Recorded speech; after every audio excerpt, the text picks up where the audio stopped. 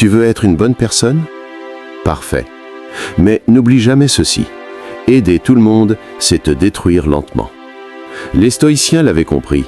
Voici 7 types de personnes que tu ne dois jamais aider, même si ton cœur te dit le contraire.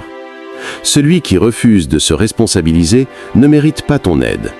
Pas parce qu'il est mauvais, pas parce qu'il est perdu, mais parce qu'il a choisi de rester là où il est. Il a choisi de blâmer les autres. Il a choisi de fuir sa propre puissance. Il a choisi de se décharger de son propre destin. Et si tu l'aides, tu renforces cette fuite, tu nourris cette faiblesse, tu encourages cette inertie. Le stoïcien ne sauve pas ceux qui refusent de se lever. Il tend la main à ceux qui veulent marcher. Il partage sa force avec ceux qui veulent se renforcer. Il donne son énergie à ceux qui veulent l'utiliser. Il ne gaspille pas son feu pour réchauffer ceux qui refusent d'allumer le leur. Tu veux être utile, tu veux être généreux, tu veux être un soutien, mais tu dois être lucide, tu dois être exigeant, tu dois être aligné. Aider quelqu'un qui refuse de se responsabiliser, c'est comme remplir un seau percé, c'est comme construire sur du sable, c'est comme parler à un mur. Tu t'épuises, tu te disperses, tu te perds. La responsabilité est le premier pas vers la transformation. C'est dire « je suis là où je suis à cause de mes choix ».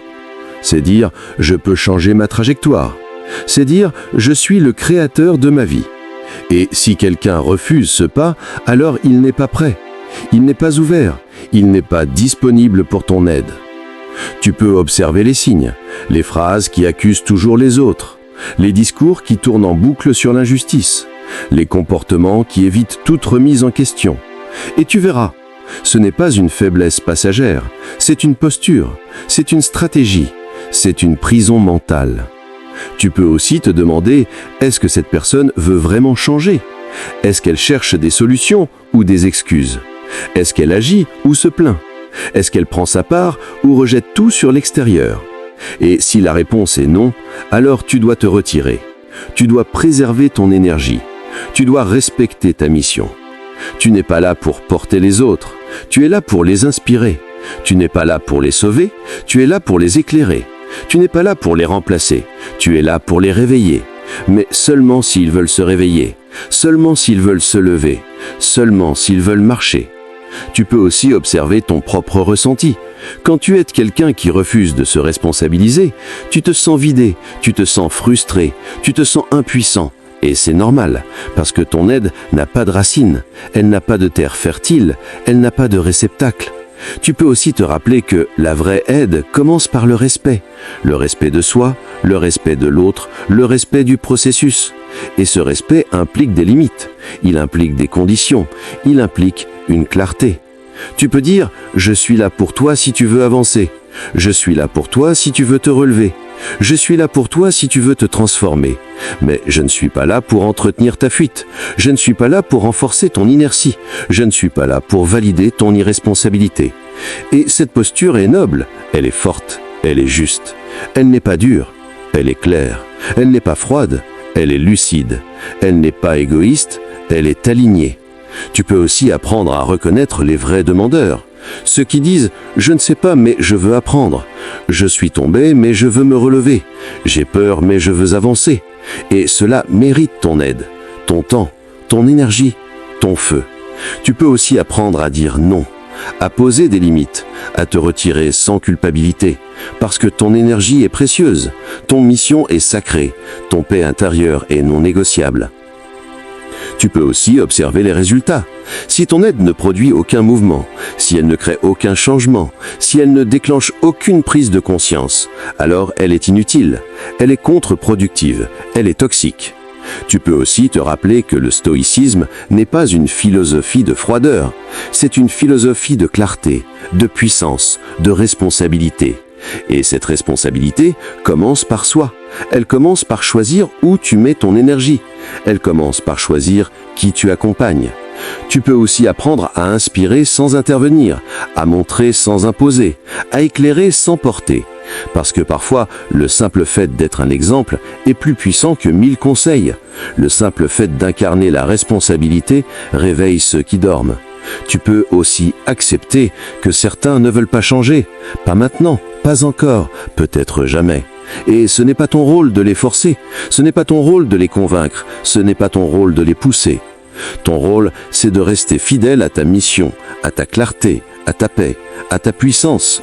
Et cette fidélité implique des choix, des renoncements, des distances. Tu peux aussi te rappeler que chaque fois que tu dis non à une aide inutile, tu dis oui à ton propre chemin, tu dis oui à ta propre croissance, tu dis oui à ta propre paix. Et cette paix, tu peux la cultiver, tu peux la nourrir, tu peux la incarner.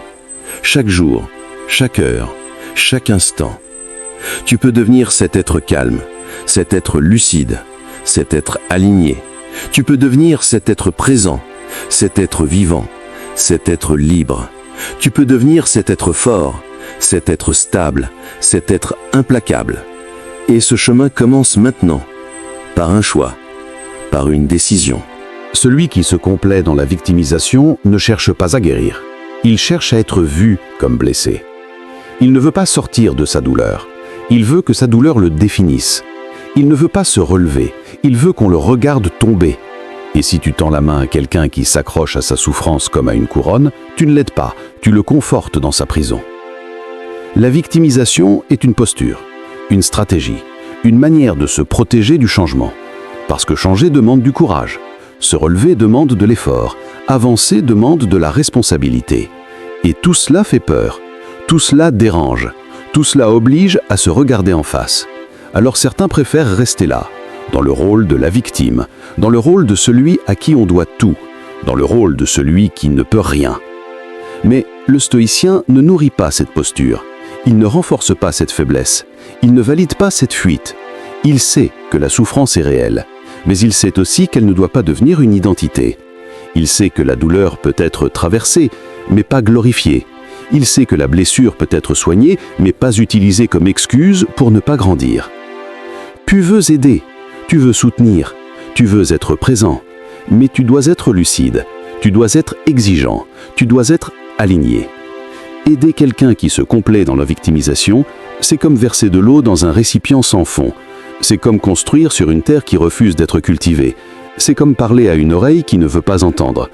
Tu peux observer les signes, les discours qui tournent en boucle sur le passé, les phrases qui commencent toujours par « je n'ai pas eu de chance »,« on ne m'a jamais aidé »,« tout le monde m'a abandonné ». Les comportements qui évitent toute action, toute remise en question, toute responsabilité. Et tu verras, ce n'est pas une douleur passagère, c'est une identité choisie, c'est une armure contre le changement. Tu peux aussi te demander, est-ce que cette personne veut vraiment guérir? Est-ce qu'elle cherche à avancer ou à être plein? Est-ce qu'elle agit ou attend qu'on fasse pour elle? Est-ce qu'elle veut se libérer ou rester dans son rôle? Et si la réponse est non, alors tu dois te retirer. Tu dois préserver ton énergie. Tu dois respecter ta mission. Tu n'es pas là pour porter les autres. Tu es là pour les inspirer. Tu n'es pas là pour les sauver. Tu es là pour les éclairer. Tu n'es pas là pour les remplacer. Tu es là pour les réveiller. Mais seulement s'ils veulent se réveiller. Seulement s'ils veulent se lever. Seulement s'ils veulent marcher. Tu peux aussi observer ton propre ressenti. Quand tu aides quelqu'un qui se complaît dans la victimisation, tu te sens vidé, tu te sens frustré, tu te sens impuissant. Et c'est normal, parce que ton aide n'a pas de racines, elle n'a pas de terre fertile, elle n'a pas de réceptacle. Tu peux aussi te rappeler que la vraie aide commence par le respect de soi, le respect de l'autre, le respect du processus. Et ce respect implique des limites, il implique des conditions, il implique une clarté. Tu peux dire « Je suis là pour toi si tu veux avancer, je suis là pour toi si tu veux te relever, je suis là pour toi si tu veux te transformer. Mais je ne suis pas là pour entretenir ta plainte, je ne suis pas là pour renforcer ton inertie, je ne suis pas là pour valider ton identité de victime. » Et cette posture est noble, elle est forte, elle est juste. Elle n'est pas dure, elle est claire, elle n'est pas froide, elle est lucide, elle n'est pas égoïste, elle est alignée. Tu peux aussi apprendre à reconnaître les vrais demandeurs. Ceux qui disent « Je ne sais pas, mais je veux apprendre. Je suis tombé, mais je veux me relever. J'ai peur, mais je veux avancer. » Et cela mérite ton aide, ton temps, ton énergie, ton feu. Tu peux aussi apprendre à dire non, à poser des limites, à te retirer sans culpabilité, parce que ton énergie est précieuse, ton mission est sacrée. Ton paix intérieure est non négociable. Tu peux aussi observer les résultats. Si ton NAD ne produit aucun mouvement, si elle ne crée aucun changement, si elle ne déclenche aucune prise de conscience, alors elle est inutile, elle est contre-productive, elle est toxique. Tu peux aussi te rappeler que le stoïcisme n'est pas une philosophie de froideur. C'est une philosophie de clarté, de puissance, de responsabilité. Et cette responsabilité commence par soi. Elle commence par choisir où tu mets ton énergie. Elle commence par choisir qui tu accompagnes. Tu peux aussi apprendre à inspirer sans intervenir, à montrer sans imposer, à éclairer sans porter. Parce que parfois, le simple fait d'être un exemple est plus puissant que 1000 conseils. Le simple fait d'incarner la responsabilité réveille ceux qui dorment. Tu peux aussi accepter que certains ne veulent pas changer. Pas maintenant, pas encore, peut-être jamais. Et ce n'est pas ton rôle de les forcer. Ce n'est pas ton rôle de les convaincre. Ce n'est pas ton rôle de les pousser. Ton rôle, c'est de rester fidèle à ta mission, à ta clarté, à ta paix, à ta puissance. Et cette fidélité implique des choix, des renoncements, des distances. Tu peux aussi te rappeler que chaque fois que tu dis non à une aide inutile, tu dis oui à ton propre chemin. Tu dis oui à ta propre croissance. Tu dis oui à ta propre paix. Celui qui ne veut pas apprendre, juste être sauvé, ne cherche pas la transformation. Il cherche le confort. Il ne veut pas la vérité, il veut le soulagement. Il ne veut pas la croissance, il veut l'échappatoire. Il ne veut pas se relever, il veut qu'on le porte. Et si tu tends la main à quelqu'un qui refuse d'apprendre, tu ne l'élèves pas, tu le maintiens dans sa chute. Il y a une différence immense entre celui qui trébuche et veut se relever et celui qui s'allonge et attend qu'on le traîne. Le premier est un élève de la vie. Le second est un fuyard. Le premier cherche des outils. Le second cherche des béquilles. Le premier veut comprendre. Le second veut qu'on fasse à sa place. Le stoïcien ne sauve pas. Il ne se prend pas pour un héros. Il ne se donne pas le rôle de Messie. Il n'a pas besoin d'être indispensable. Il n'a pas besoin d'être adoré. Il agit avec discernement. Il aide ceux qui veulent apprendre, ceux qui veulent se transformer, ceux qui veulent devenir plus forts. Il ne gaspille pas son énergie sur ceux qui refusent de faire leur part.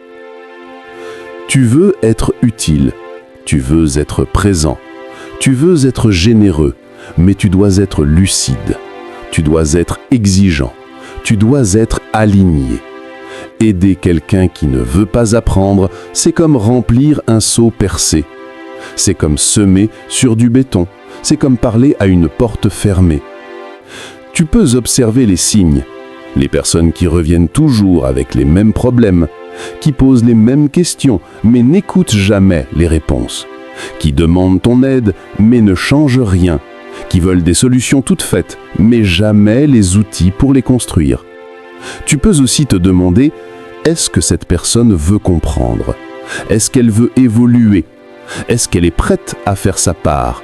Est-ce qu'elle est prête à affronter l'inconfort de l'apprentissage? Et si la réponse est non, alors tu dois poser une limite. Tu dois préserver ton énergie. Tu dois respecter ton chemin. Tu n'es pas là pour porter les autres.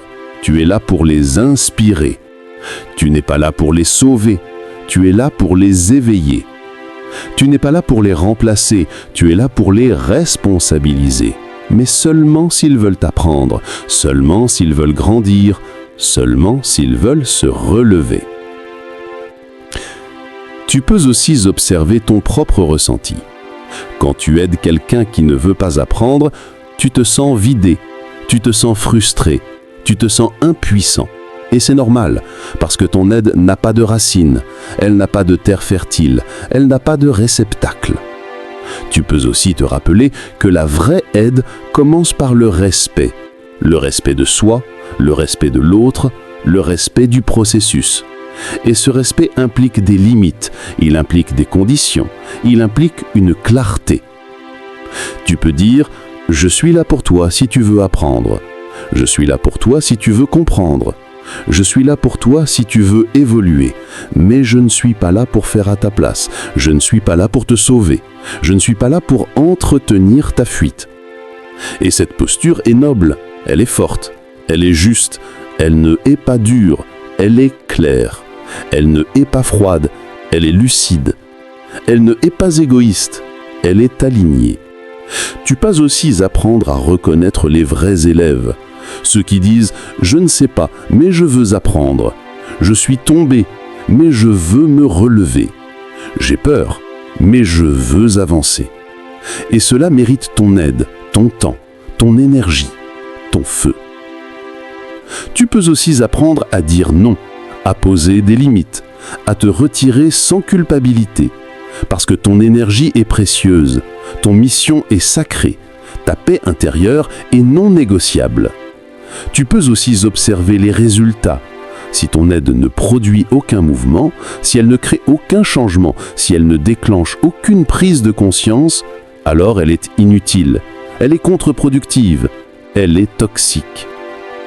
Tu peux aussi te rappeler que le stoïcisme n'est pas une philosophie de froideur, c'est une philosophie de clarté, de puissance, de responsabilité. Et cette responsabilité commence par soi. Elle commence par choisir où tu mets ton énergie. Elle commence par choisir qui tu accompagnes. Tu peux aussi apprendre à inspirer sans intervenir, à montrer sans imposer, à éclairer sans porter. Parce que parfois, le simple fait d'être un exemple est plus puissant que 1000 conseils. Le simple fait d'incarner la responsabilité réveille ceux qui dorment. Tu peux aussi accepter que certains ne veulent pas apprendre, pas maintenant, pas encore, peut-être jamais. Et ce n'est pas ton rôle de les forcer, ce n'est pas ton rôle de les convaincre, ce n'est pas ton rôle de les pousser.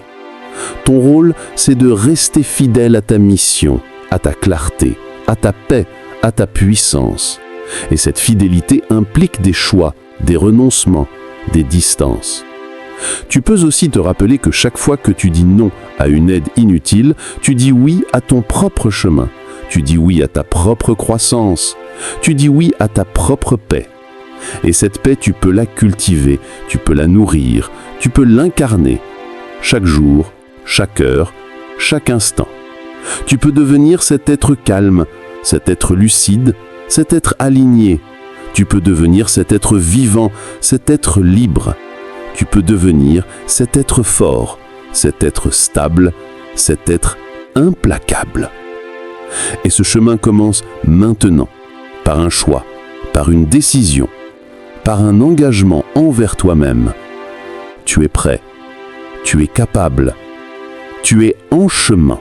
Celui qui t'empêche d'avancer toi-même n'a pas besoin de ton aide. Il a besoin de tes limites. Il ne cherche pas à grandir avec toi, il cherche à te retenir. Il ne veut pas que tu t'élèves, il veut que tu restes à portée de ses besoins. Il ne veut pas que tu brilles, il veut que tu éclaires son chemin sans jamais marcher sur le tien. Et si tu cèdes, si tu t'oublies, si tu te sacrifies, tu ne l'aides pas, tu t'éteins. Le stoïcisme ne se perd pas dans les autres. Il n'abandonne pas sa mission pour porter celle d'un autre. Il ne sacrifie pas son axe pour soulager une douleur extérieure. Il agit avec discernement. Il aide sans se trahir. Il soutient sans se ralentir. Il donne sans se détourner de son propre chemin. Tu veux être utile, tu veux être présent, tu veux être généreux, mais tu dois être vigilant, tu dois être lucide, tu dois être solide. Aider quelqu'un ne doit jamais te coûter ta direction, ne doit jamais t'éloigner de ta vision, ne doit jamais t'éteindre. Tu peux observer les signes, les relations qui te fatiguent plus qu'elles ne t'élèvent, les personnes qui demandent toujours plus sans jamais te soutenir, les situations où tu te sens vidé, ralenti, dispersé. Et tu verras, ce n'est pas de l'amour, ce n'est pas du respect, ce n'est pas de la croissance partagée. C'est une dépendance, c'est une emprise, c'est une erreur. Tu peux aussi te demander, est-ce que cette aide me rapproche ou m'éloigne de ma mission? Est-ce qu'elle me renforce ou m'affaiblit? Est-ce qu'elle me nourrit ou me vide? Et si la réponse est négative, alors tu dois poser une limite. Tu dois te retirer. Tu dois te protéger. Tu n'es pas là pour te sacrifier. Tu es là pour te réaliser. Tu n'es pas là pour te effacer. Tu es là pour te incarner. Tu n'es pas là pour te perdre. Tu es là pour te retrouver. Tu peux aussi observer ton propre ressenti. Quand tu aides quelqu'un qui t'empêche d'avancer, tu te sens bloqué. Tu te sens frustré. Tu te sens en décalage. Et c'est normal, parce que ton aide est déformée, elle est détournée, elle est pervertie. Tu peux aussi te rappeler que la vraie aide commence par le respect. Le respect de soi, le respect de l'autre, le respect du chemin. Et ce respect implique des limites. Il implique des conditions. Il implique une clarté. Tu peux dire « Je suis là pour toi si tu respectes mon chemin. Je suis là pour toi si tu ne m'empêches pas d'avancer. Je suis là pour toi si tu ne me demandes pas de me trahir, mais je ne suis pas là pour me ralentir. Je ne suis pas là pour m'éteindre. Je ne suis pas là pour m'oublier. » Et cette posture est noble. Elle est forte. Elle est juste. Elle n'est pas dure. Elle est claire. Elle n'est pas froide. Elle est lucide. Elle n'est pas égoïste. Elle est alignée. Tu peux aussi apprendre à reconnaître les vrais compagnons, ceux qui te soutiennent pendant que tu avances, ceux qui t'encouragent pendant que tu construis, ceux qui te respectent pendant que tu t'élargis. Et ceux-là méritent ton aide, ton temps, ton énergie, ton feu. Tu peux aussi apprendre à dire non, à poser des limites, à te retirer sans culpabilité, parce que ton énergie est précieuse, ton mission est sacrée, ta paix intérieure est non négociable. Tu peux aussi observer les résultats. Si ton aide ne produit aucun mouvement, si elle ne crée aucun changement, si elle ne déclenche aucune prise de conscience, alors elle est inutile, elle est contre-productive, elle est toxique. Tu peux aussi te rappeler que le stoïcisme n'est pas une philosophie de froideur, c'est une philosophie de clarté, de puissance, de responsabilité. Et cette responsabilité commence par soi. Elle commence par choisir où tu mets ton énergie. Elle commence par choisir qui tu accompagnes. Tu peux aussi apprendre à inspirer sans intervenir, à montrer sans imposer, à éclairer sans porter. Parce que parfois, le simple fait d'être un exemple est plus puissant que 1000 conseils. Le simple fait d'incarner la responsabilité réveille ceux qui dorment. Aider, c'est noble, mais pas quand ça te vide. Protège ton énergie comme une ressource sacrée. Commente lucidité, si tu choisis la sagesse plutôt que la culpabilité. Et envoie cette vidéo à quelqu'un qui donne trop, à ceux qui ne le méritent pas. Celui qui ne demande rien, mais attend tout, ne cherche pas à évoluer. Il cherche à recevoir sans effort, à obtenir sans engagement, à profiter sans clarté. Il ne formule pas ses besoins, il les insinue, il ne prend pas de décision, il attend que tu les prennes pour lui. Il ne te demande pas de l'aide, il te pousse à la deviner. Et dans ce jeu silencieux, tu deviens l'instrument de ses attentes floues, tu deviens le garant de ses manques, tu deviens le fournisseur de ses désirs non exprimés. Le stoïcien ne joue pas ce jeu, il agit avec intention, il donne avec clarté, il soutient avec conscience. Il ne répond pas aux attentes implicites, il ne se laisse pas manipuler par le silence, il ne se laisse pas entraîner dans une relation où l'aide devient une obligation invisible, une dette morale, une pression constante. Tu veux être généreux, tu veux être présent, tu veux être utile, mais tu dois être lucide, tu dois être aligné, tu dois être libre. Aider quelqu'un qui ne demande rien mais attend tout, c'est comme marcher dans le brouillard. Tu ne sais jamais où tu vas, tu ne sais jamais ce qu'on attend de toi, tu ne sais jamais si ton aide est reçue ou simplement exigée. Ce type de relation te vide, elle te fatigue, elle te trouble, parce que tu es toujours en train de deviner, toujours en train de compenser, toujours en train d'anticiper. Et pendant ce temps, tu perds ton axe, tu perds ta clarté, tu perds ta paix. Tu peux observer les signes, les silences lourds, les regards qui accusent sans mots, les comportements passifs-agressifs, les phrases comme « tu aurais pu » ou « je pensais que tu allais » et tu verras. Ce n'est pas de la timidité, ce n'est pas de la pudeur, c'est une stratégie. C'est une manière de ne pas prendre de responsabilité. C'est une manière de faire porter à l'autre le poids de ses besoins. Tu peux aussi te demander, est-ce que cette personne m'a clairement exprimé ce qu'elle attend ? Est-ce qu'elle m'a demandé quelque chose avec respect ? Est-ce qu'elle m'a donné le choix de dire oui ou non ? Et si la réponse est non, alors tu dois poser une limite. Tu dois clarifier, tu dois te protéger. Tu n'es pas là pour deviner. Tu es là pour agir. Tu n'es pas là pour combler les vides. Tu es là pour construire. Tu n'es pas là pour répondre à des attentes floues. Tu es là pour incarner une aide consciente, volontaire, choisie. Tu peux aussi observer ton propre ressenti. Quand tu aides quelqu'un qui ne demande rien mais attend tout, tu te sens piégé. Tu te sens obligé. Tu te sens manipulé. Et c'est normal. Parce que tu n'as pas choisi librement, tu as été poussé, tu as été influencé, tu es pris dans un jeu invisible. Tu peux aussi te rappeler que la vraie aide commence par la clarté. Elle commence par une demande explicite, elle commence par un échange net, elle commence par un respect mutuel. Et ce respect implique des mots, il implique des gestes, il implique des choix. Tu peux dire « Je suis là pour toi si tu me dis ce que tu veux. Je suis là pour toi si tu me demandes avec respect. Je suis là pour toi si tu me donnes la liberté de dire oui ou non. Mais je ne suis pas là pour deviner, je ne suis pas là pour anticiper, je ne suis pas là pour porter ce que tu refuses d'exprimer. » Et cette posture est noble, elle est forte, elle est juste, elle n'est pas dure, elle est claire, elle n'est pas froide, elle est lucide, elle n'est pas égoïste, elle est alignée. Tu peux aussi apprendre à reconnaître les vrais demandeurs, ceux qui disent « J'ai besoin de toi, je te demande ton aide, je te respecte assez pour te laisser choisir, et cela mérite ton aide, ton temps, ton énergie, ton feu. » Tu peux aussi apprendre à dire non, à poser des limites, à te retirer sans culpabilité, parce que ton énergie est précieuse, ton mission est sacrée, ton paix intérieure est non négociable.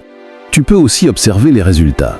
Si ton aide ne produit aucun mouvement, si elle ne crée aucun changement, si elle ne déclenche aucune prise de conscience, alors elle est inutile, elle est contre-productive, elle est toxique.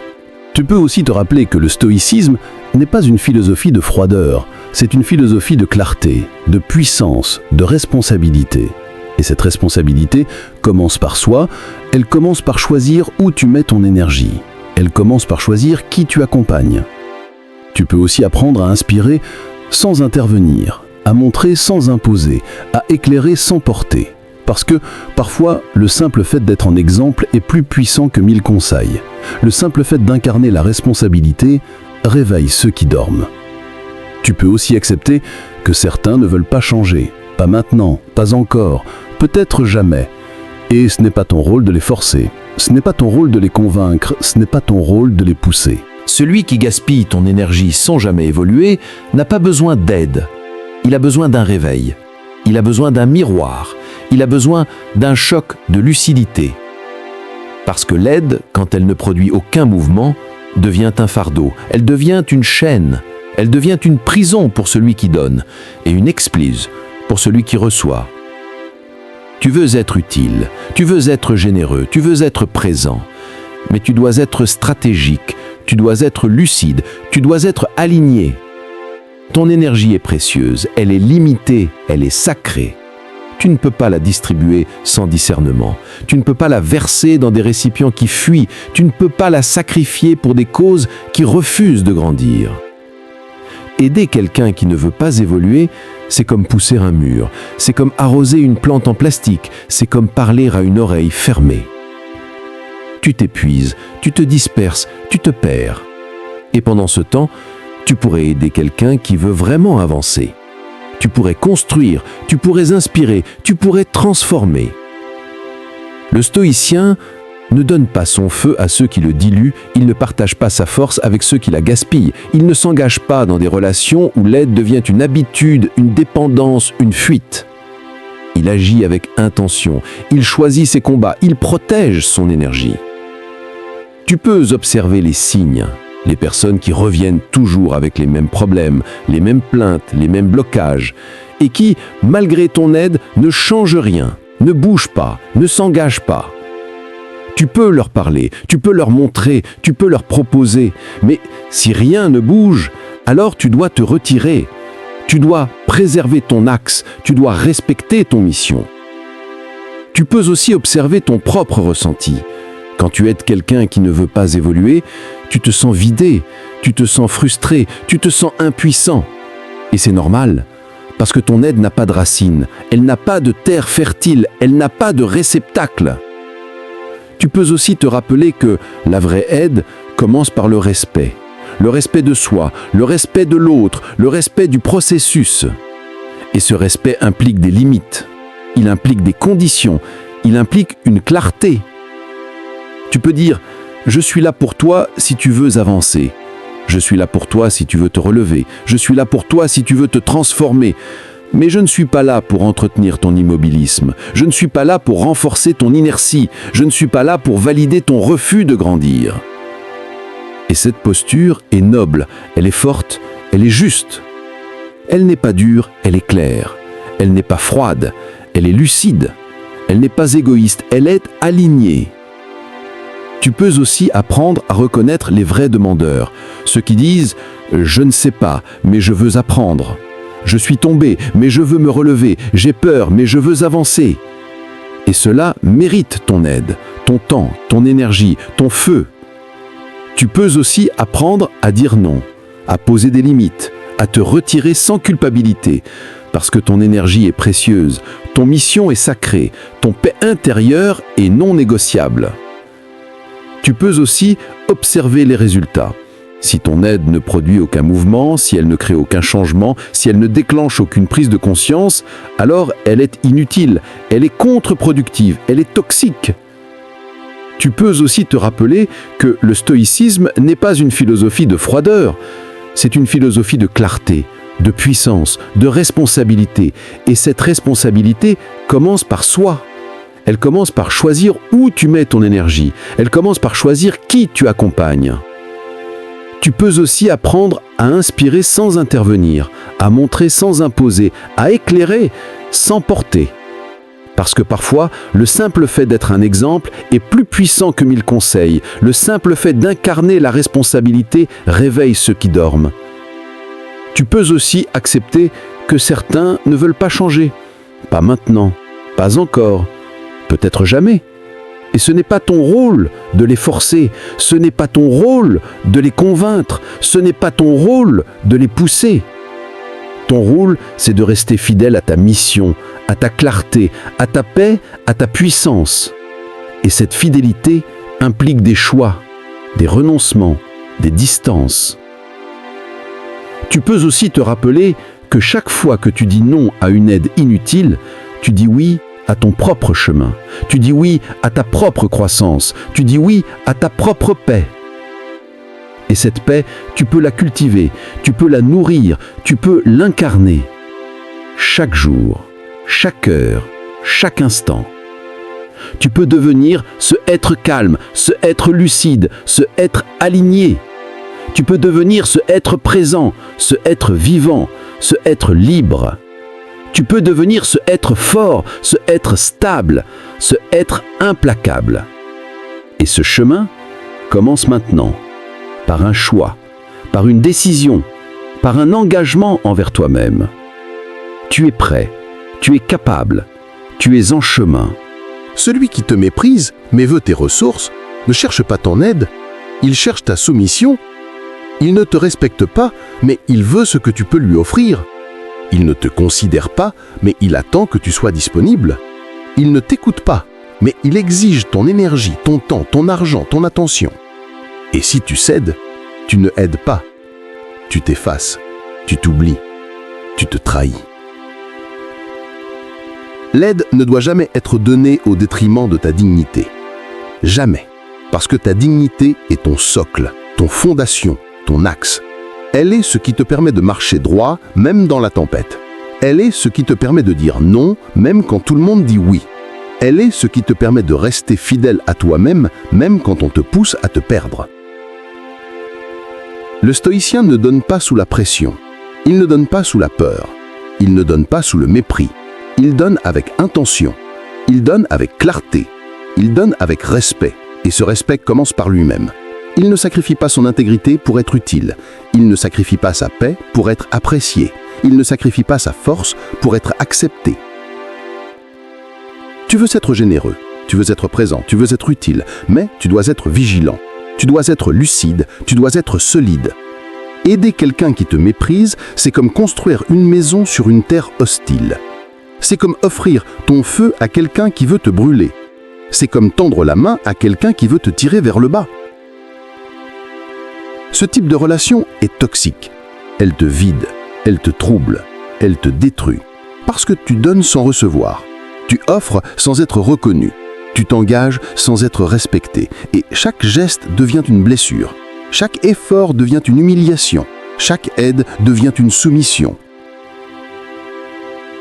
peux observer les signes, les paroles qui rabaissent, les regards qui jugent, les attitudes qui ignorent, les comportements qui exigent sans gratitude.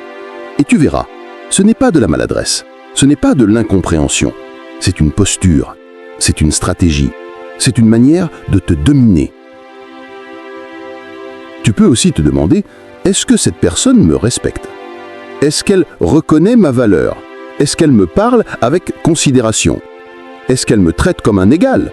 Et si la réponse est non, alors tu dois poser une limite. Tu dois te retirer, tu dois te protéger. Tu n'es pas là pour être utilisé, tu es là pour être honoré.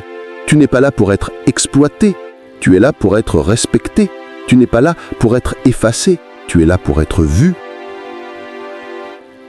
Tu peux aussi observer ton propre ressenti. Quand tu aides quelqu'un qui te méprise, tu te sens petit, tu te sens invisible, tu te sens écrasé. Et c'est normal, parce que ton aide est déformée, elle est détournée, elle est pervertie. Tu peux aussi te rappeler que la vraie aide commence par le respect de soi, le respect de l'autre, le respect du lien. Et ce respect implique des limites, il implique des conditions, il implique une clarté. Tu peux dire « Je suis là pour toi si tu me respectes. Je suis là pour toi si tu reconnais ma valeur. Je suis là pour toi si tu me considères comme un être digne. Mais je ne suis pas là pour être utilisé. Je ne suis pas là pour être méprisé. Je ne suis pas là pour être effacé. » Et cette posture est noble, elle est forte, elle est juste. Elle n'est pas dure, elle est claire.